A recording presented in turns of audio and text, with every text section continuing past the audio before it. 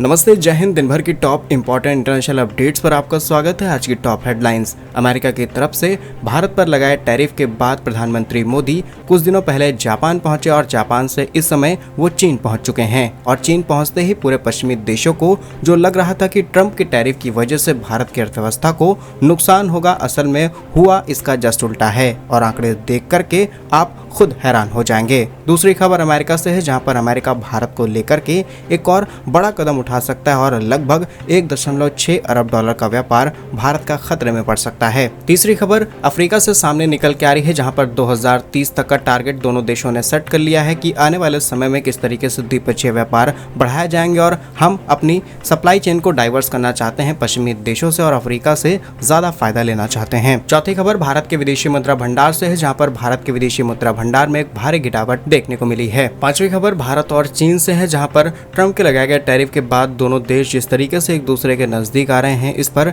Chinese economist ने भी अपने अपने स्टेटमेंट्स देने शुरू कर दिए हैं। जिस तरीके से अमेरिका के अर्थशास्त्रियों ने अलग अलग स्टेटमेंट दिए हैं ट्रंप के टैरिफ के बाद। आइए जानते हैं सारे इंपॉर्टेंट इंटरनेशनल अपडेट्स आज के छोटे से वीडियो में। यदि आपको काम पसंद आए, वीडियो को लाइक, चैनल को सब्सक्राइब जरूर कीजिएगा। तो पहली खबर भारत की अर्थव्यवस्था से है, जहां पर जो आंकड़े सामने निकल के आए हैं, इसने पूरी दुनिया को हैरान कर दिया। ये खबर कल ही सामने निकल के आती है, जिसमें पता चलता है कि भारत की वित्तीय वर्ष साल 2025 और 26 की पहली तिमाही यानी कि Q1 अप्रैल से लेकर के जून के बीच जो ग्रोथ रेट थी वो 7.8% थी। असल में आरबीआई हो या फिर भारत की ही जितनी बड़ी एजेंसीज हैं जो फाइनेंस सेक्टर को कंट्रोल या फिर मैनेज करती हैं, उनका ये तक मानना था कि भारत की ग्रोथ रेट 7% भी नहीं पहुंचेगी। लेकिन जो आंकड़े सामने निकल के आए हैं, इन्होंने सबको हैरान कर दिया। और जैसे ही आंकड़े सामने निकल के आए, मार्केट के अंदर भी अच्छा खासा उछाल देखने को मिला, जो कि बाजार और भारतीय रिजर्व बैंक यानी कि आरबीआई की तरफ से अनुमानित था कि 6.5% की ग्रोथ रेट रहेगी। आपको ये भी बता दें कि ये 5 तिमाही में सबसे तेज विस्तार है, यानी आप पिछले साल की तुलना करेंगे तो आपको ये सबसे ज्यादा ग्रोथ रेट देखने को मिलेगी। अगर इन आंकड़ों को डिकोड किया जाए तो साल 2024 और 25 के फाइनेंशियल ईयर में 1.5% ग्रोथ रेट थी एग्रीकल्चर सेक्टर में, लेकिन इस साल के फाइनेंशियल ईयर में 3.7% थी। पिछले साल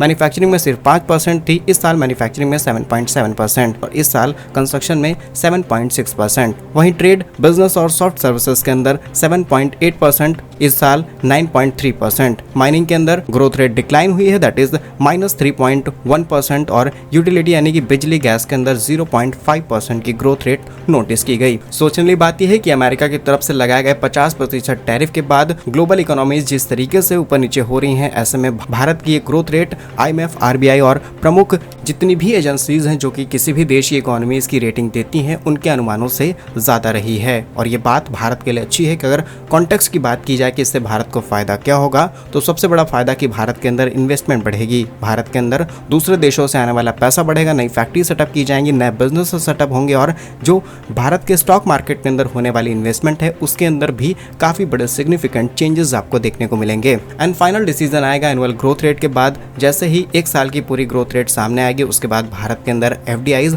और ज्यादा आने की संभावना है। दूसरी अपडेट की बात की जाए तो अमेरिका की तरफ से सामने निकल के आ रही है, जहां पर अमेरिका ने एक और नई जांच शुरू कर दी है, जो भारत समेत कई देशों को बड़ा झटका दे सकती है। साथ ही भारत और अमेरिका के बीच जो व्यापारिक रिश्ते बिगड़ सकते हैं, वो और ज्यादा बिगाड़े जा सकते हैं। अमेरिका की तरफ से होने वाली इस जांच से करीब 1.6 अरब डॉलर की इंडस्ट्री को नुकसान होगा। और हम जिस इंडस्ट्री की बात कर रहे हैं वो है solar energy. America Bharat, Laos, Indonesia से सोलर पैनल इंपोर्ट कराता है और अमेरिका भी सेक्टर की जांच का विश्लेषण करने पर जुटा है। इसे लेकर के कयास लगाया जा रहा है कि अब इन इंडस्ट्रीज पर नए टैरिफ इंपोज किए जा सकते हैं। यू नो वेरी वेल कि भारत के ऊपर पहले अमेरिका की तरफ से 25% टैरिफ इंपोज किया जाता है और उसके बाद भारत को यह स्टेटमेंट देते हुए कहा जाता है कि भारत रूस से तेल खरीद रहा है, इसलिए भारत पर 25% टैरिफ और लगाया जाएगा। लेकिन ये वही दोगला अमेरिका है जो कि रूस से यूरेनियम और तमाम चीजें खरीद रहा है। पिछले साल की तुलना में इस साल रूस और अमेरिका के बीच व्यापार करीब 20% बढ़ा है। अब भारत पर लगाए गए 50% टैरिफ में फार्मास्यूटिकल्स, इलेक्ट्रॉनिक्स और कई चिप इंडस्ट्रीज को शामिल नहीं किया गया है, लेकिन आने वाले समय में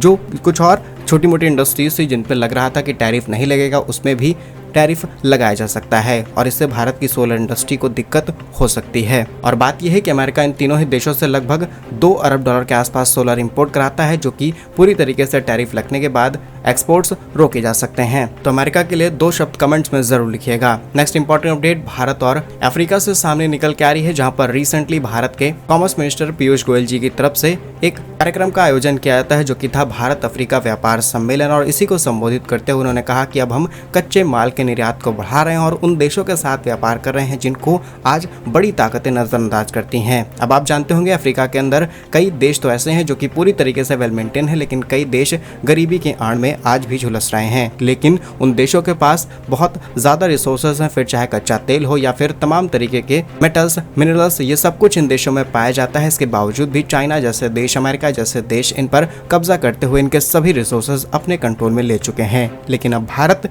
एक न्यूट्रल तरीके से व्यापार करना चाहता है ताकि इन देशों को फायदा हो और साथ ही भारत को भी फायदा हो। अब तैयारी है कि अफ्रीका के साथ मिलकर के खनिज, petroleum, food security, advance technology, manufacturing और सर्विसेज सेक्टर के अंदर अफ्रीका के साथ पार्टनरशिप की जाएगी। और तैयारी ये है कि आने वाले समय यानी 2030 तक दोनों के बीच यानी भारत और अफ्रीका के बीच द्विपक्षीय व्यापार $50 अरब से बढ़ाकर के $100 अरब तक ले जाना है। कॉमर्स मिनिस्ट्री की तरफ से पब्लिश की गई रिपोर्ट के मुताबिक भारत और अफ्रीका के बीच इस समय व्यापार काफी ज्यादा बैलेंस है। भारत का निर्यात 42.7 अरब अमेरिकी डॉलर है और आयात करीब $40 अरब के आसपास। पीयूष गोयल जी ने बताया ऑटोमोबाइल सेक्टर के अंदर बहुत ज्यादा पॉसिबिलिटी है कि आने वाले समय में और ज्यादा ट्रेड बढ़ेगा और हर साल $20 अरब का सीधे भारत को एडवांटेज मिल सकता है। और आज के समय जो $20 अरब का एक्सपोर्ट है भारत का, वो सिर्फ और सिर्फ ऑटोमोबाइल्स का है। बाकी अफ्रीका के कई देशों में यूपीआई और ये सारी चीजें लॉन्च करने की भी तैयारी है। आने वाले समय में क्लियर हो जाएगा कि भारत और अफ्रीका अब किस नए टारगेट के साथ काम करने वाले हैं।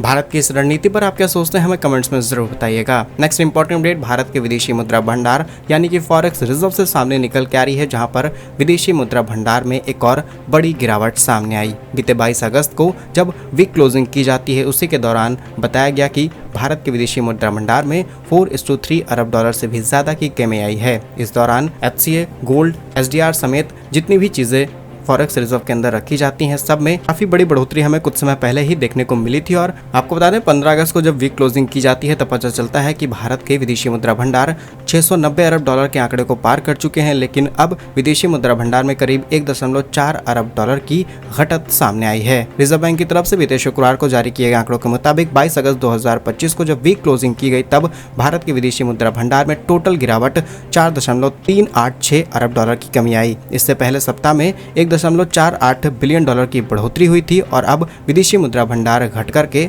$690 अरब रह गया है, जो कि 15 दिन पहले लगभग $694 अरब के आसपास था। और आपको बता दें कि 27 सितंबर 2024 वो दिन था भारत का जब विदेशी मुद्रा भंडार ने अपने सभी रिकॉर्ड्स को तोड़ा था और वो उस समय $704 अरब के उच्चतम स्तर पर पहुंच गया था। अब इसके पीछे एग्जैक्ट रीजन की बात की जाए तो टैरिफ और तमाम जियोपॉलिटिकल सिचुएशंस ही रीजंस बताई जा सकती हैं। देखते हैं आने वाले समय में इसे कैसे रिस्टोर किया जाता है भारत सरकार की तरफ से। बाकी क्या कुछ कहना आपका इन सभी खबरों पर कमेंट्स में अपनी राय जरूर लिखिए। भारत कैसे ही वीडियोस पाने के लिए वीडियो को लाइक, चैनल को सब्सक्राइब जरूर कीजिए। वंदे मातरम, भारत माता की जय।